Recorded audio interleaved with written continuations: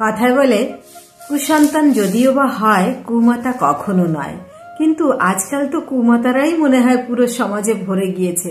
তা না হলে নিজের সন্তানকে কেউ এইভাবে মেরে কেটে ফেলতে পারে বা ছেড়ে চলে যেতে পারে? আজকাল তো প্রায় ঘরে ঘরে তার ছেলে মেয়েদের উপরে একদমই কোনো মায়া নেই, টান নেই। তা না হলে কি করে ছোট ছোট বাচ্চাদের রেখে শুধু অন্য লোকের সঙ্গে চলে যাচ্ছে, প্রেম করছে? মানে কি বলবো, এখন তো কুমাতাই মনে হচ্ছে ঘরে ঘরে তৈরি হয়ে গিয়েছে। এরকমই একটা সত্য ঘটনা আজকে যেটা বলবো।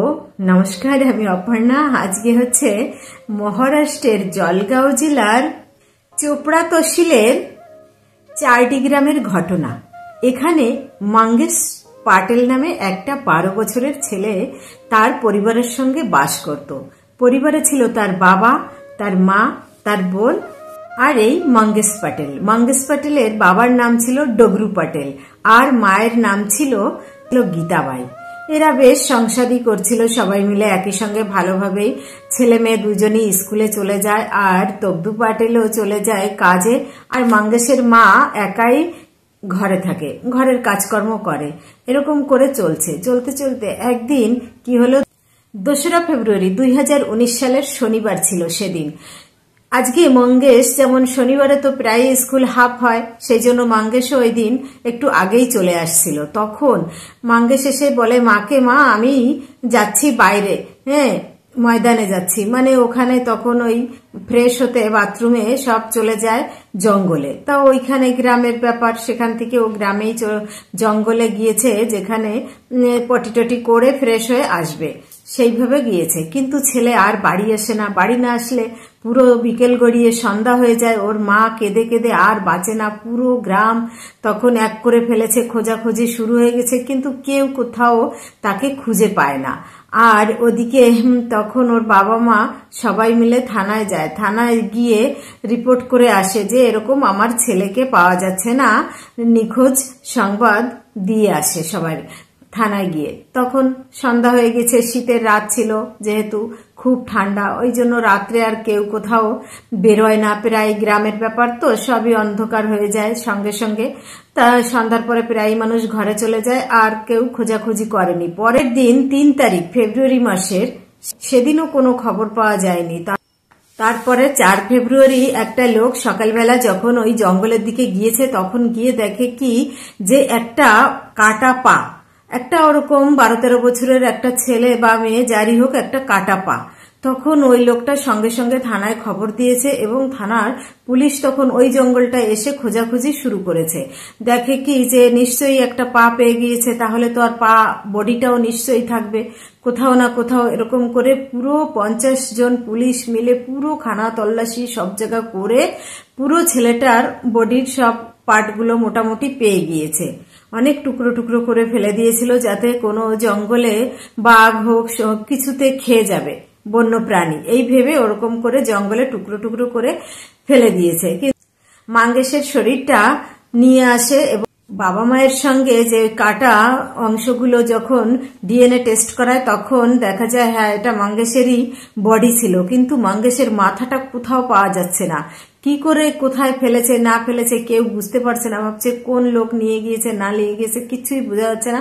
মাথাটা পায়নি। সেই সময় ছিল একটা মৌনী অমাবস্যা।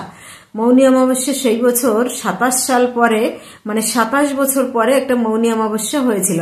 মৌনী অমাবস্যায় যেহেতু সব সাধু সন্ন্যাসীরা এরকম করে না, অনেকে আছে যেমন মাথা নিয়ে কোনো একটা তন্ত্র মন্ত্র বিদ্যা করবে বা কোনো কিছু করবে, সেই রকমেরই সবাইকে বুঝানো হয়েছে। আর ভয়ে পুরো গ্রামের কোনো পরিবারের তাদের বাচ্চাদের সন্ধ্যার পরে কোথাও বেরোতে দেয় না। এমনকি সব সময় তারা বাচ্চাদের চোখে চোখে রাখে, স্কুলে যেতে দেয় না, কোনো জায়গায় যেতে দেয় না। এরকম একটা 12-13 বছরের ছেলের যদি হঠাৎ অনেক টুকরো করে জঙ্গলে ফেলে দেয় তাহলে কেমন লাগে। এমনকি তার মাথাটাও পাওয়া গেল না।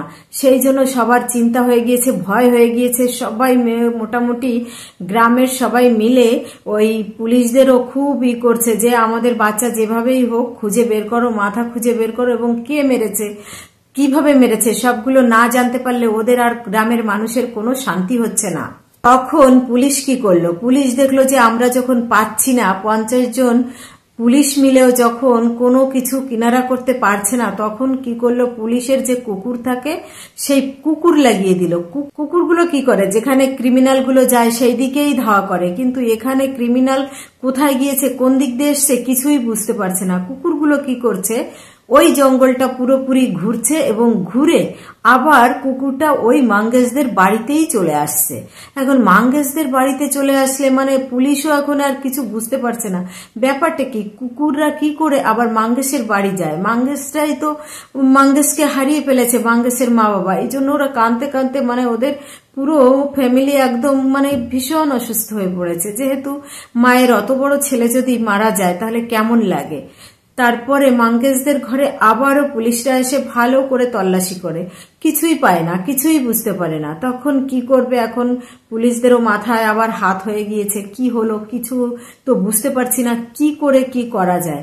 তখন আবার পুলিশরা সবাই মিলে বসে একটা প্ল্যান করে যে আমরা কোথা থেকে কাজটা শুরু করেছিলাম, তদন্তটা কিভাবে আমরা শুরু করেছি, যেভাবে আমরা তদন্ত শুরু করেছি ঠিক সেইভাবেই আবার আমাদের এগোতে হবে। তখন ওরা সব জায়গায় দেখে যে আমরা এইভাবে খুঁজেছি, কিছুতেই কিছু পাচ্ছি না। মাঙ্গেশদের বাড়িতেও খোঁজাখুঁজি হয়েছে, তাও কিছু পাওয়া যাচ্ছে না। তখন এখন পুলিশরা ভাবছে যখন পাওয়া যাচ্ছে না তাহলে সিসিটিভি দেখা যাক, কিন্তু গ্রামের ব্যাপার তো সিসিটিভিও নেই।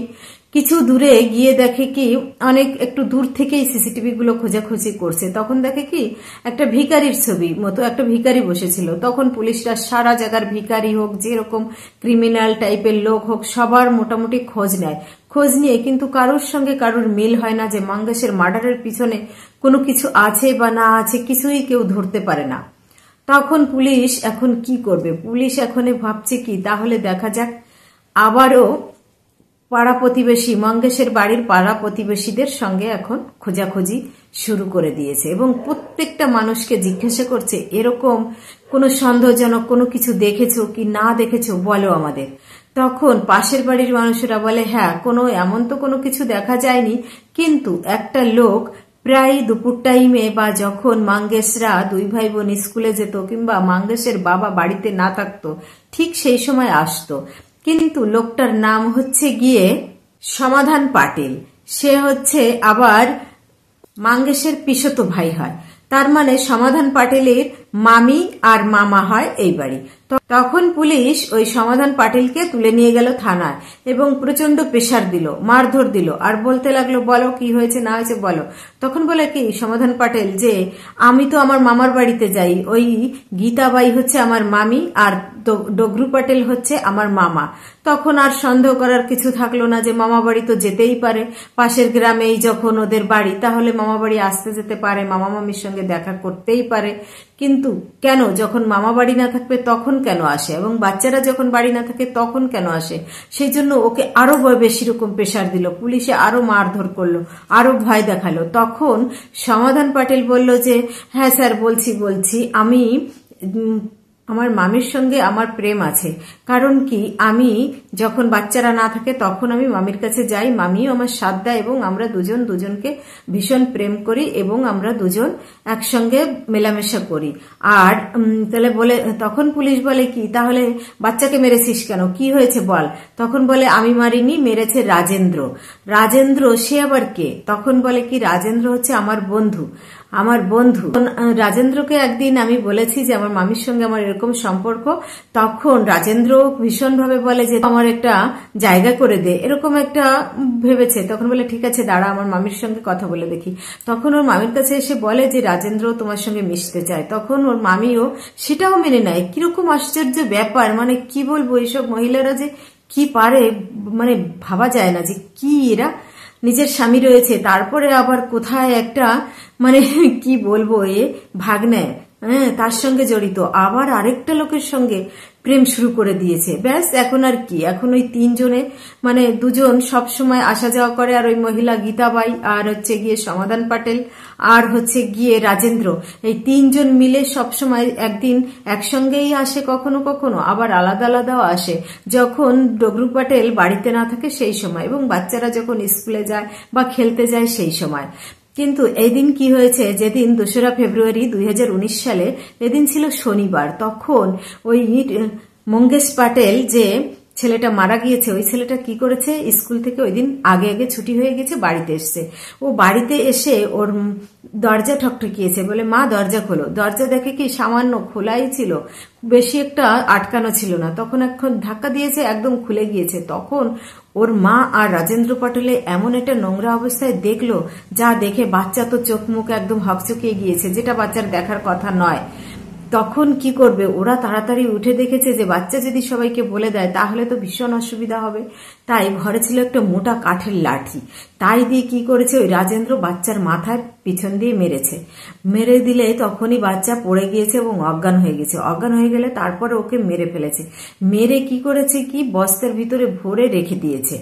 যখন বস্তার ভিতরে ভরে রেখে দিয়েছে, সন্ধ্যা হয়ে গিয়েছে, তখন পুরো ঘরটর পরিষ্কার করে ডগরু পাটেল বাড়িতে আসার আগে পুরো পরিষ্কার করে রেখে দিয়েছে।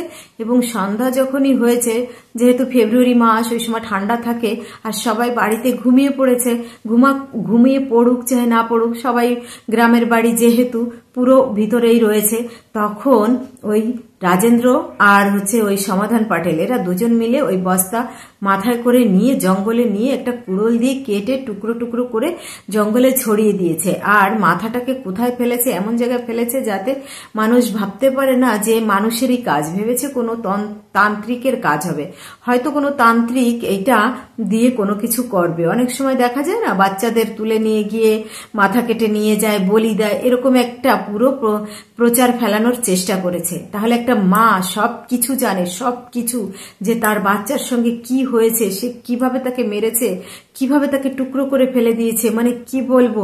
তারপরেও সেই মা কান্না করে একদম পুলিশদের ভুলিয়ে দিচ্ছে, আমার বাচ্চাকে খুঁজে দাও, আমার বাচ্চাকে খুঁজে দাও। কিরকম মা আর কিরকম মায়াধারী মা এ সমস্ত। এদের ভগবান সত্যি, মানুষ একটা বাচ্চার জন্য কি করে।